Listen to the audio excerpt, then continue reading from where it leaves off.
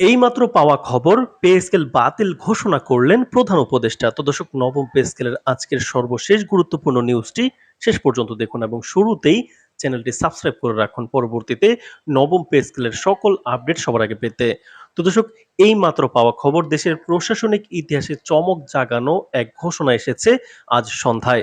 প্রধান উপদেষ্টা হঠাৎ করেই ঘোষণা দিয়েছেন চলমান নবম পে স্কেল প্রস্তাব সম্পূর্ণভাবে বাতিল করা হয়েছে। একাধিক সূত্র নিশ্চিত করেছে যে আজ বিকালে অনুষ্ঠিত জরুরি বৈঠক শেষে প্রধান উপদেষ্টা এই সিদ্ধান্ত জানান, যা ইতিমধ্যেই সরকারি চাকরিজীবী মহলে তীব্র আলোড়ন সৃষ্টি করেছে। দীর্ঘ কয়েক মাস ধরে আলোচনায় থাকা নবম পে স্কেল নিয়ে যেখানে সরকারি কর্মচারীদের মধ্যে ছিল আশার আলো, সেখানে এই ঘোষণার পর পুরো প্রশাসনে নেমে এসেছে হতাশার ছায়া। জানা গেছে আজকের বৈঠকে পে কমিশনের সর্বশেষ প্রস্তাবনা শেষে প্রধান উপদেষ্টা মন্তব্য করেন, বর্তমান অর্থনৈতিক বাস্তবতায় এই পে স্কেল বাস্তবায়ন সম্ভব নয়। তিনি বলেন, সরকারি রাজস্ব আয়, মুদ্রাস্ফীতি এবং বৈদেশিক রিজার্ভ পরিস্থিতি বিবেচনায় নিয়ে সিদ্ধান্ত নিতে হয়েছে। তিনি আরো জানান, আমরা চাই না রাষ্ট্রের অর্থনীতি কোনো প্রকার ঝুঁকির মুখে পড়ুক, তাই আপাতত পে স্কেল প্রস্তাবনাটি স্থগিত নয়, সরাসরি বাতিল করা হচ্ছে। প্রধান উপদেষ্টার এই ঘোষণার পর থেকেই প্রশাসনের বিভিন্ন দপ্তরে শুরু হয়েছে তীব্র প্রতিক্রিয়া।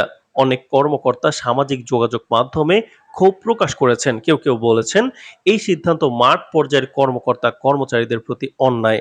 তারা দাবি তুলেছেন, দীর্ঘ প্রতীক্ষার পর যখন নতুন পে স্কেল প্রকাশের দিন গুনছিলেন, ঠিক তখনই এমন ঘোষণা যেন তাদের প্রতি অবমাননা করা হলো।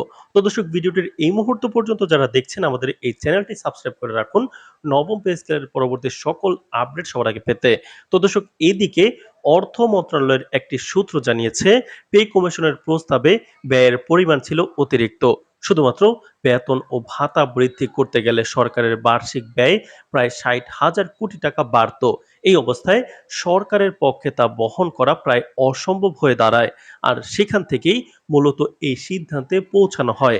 তবে পে স্কেল বাতিল হলেও প্রধান উপদেষ্টা জানিয়েছেন আগামী অর্থবছরে একটি নতুন এবং বাস্তবসম্মত পে কাঠামো প্রণয়ন করা হবে। তিনি বলেন, আমরা কোনোভাবেই সরকারি চাকরিজীবীদের অবহেলা করছি না, বরং একটি টেকসই, কার্যকর এবং দীর্ঘমেয়াদী সমাধান চাই। এই ঘোষণা কিছুটা আশার আলো দেখালেও চাকরিজীবীদের অনেকেই আশঙ্কা করছেন নতুন কাঠামো পেতে আরো ১-১.৫ বছর সময় লাগতে পারে।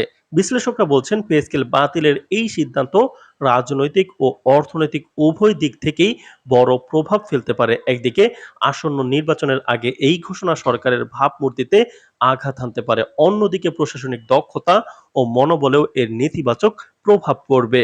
তো দর্শক, নবম পে স্কেল এবং মহার্ঘ ভাতা খুব দ্রুতই দেওয়ার কথা ছিল, তবে মহার্ঘ ভাতা বাতিল করে নবম পে স্কেল কার্যকর করার একটি প্রয়োগ আমরা দেখতে পেয়েছি, কিন্তু শেষ মুহূর্তে এসে এমন পদক্ষেপ কারোই কাম্য নয়। তো দর্শক, নবম পে স্কেলের পরবর্তী যে কোনো গুরুত্বপূর্ণ আপডেট জানতে আমাদের চ্যানেলটি সাবস্ক্রাইব করে রাখুন।